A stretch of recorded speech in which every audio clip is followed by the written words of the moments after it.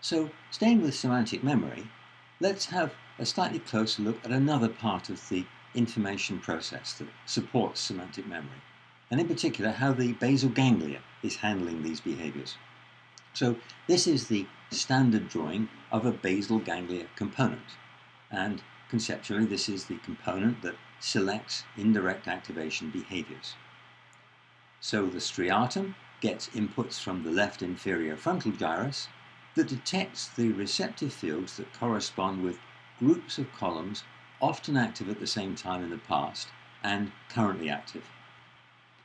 The same region of the striatum also gets inputs from other frontal cortical regions that detect receptive fields able to discriminate between different complex circumstances. And these different complex circumstances indicate the appropriateness or otherwise of semantic memory retrievals right at the current moment. All these inputs are interpreted in the striatum as recommendations in favor of indirect activation of different groups of visual columns. In other words, there are neurons in the striatum that correspond with different types of indirect activation, or different groups being indirectly activated, and these individual striatal neurons get inputs with weights according to the weights of the corresponding cortical inputs.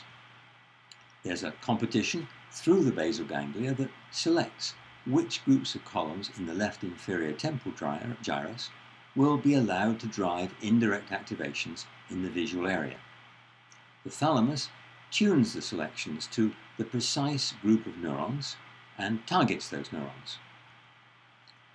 The targeting results in release of the activity of those columns to drive indirect activations.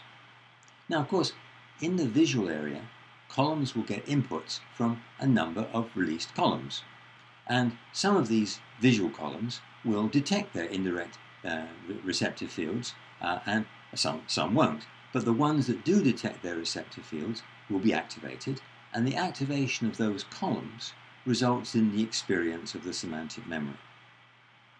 So having gone through the various information mechanisms on different levels of detail, now let's have a look at how you can understand specific semantic memory phenomena, and we'll begin to do that in the next section.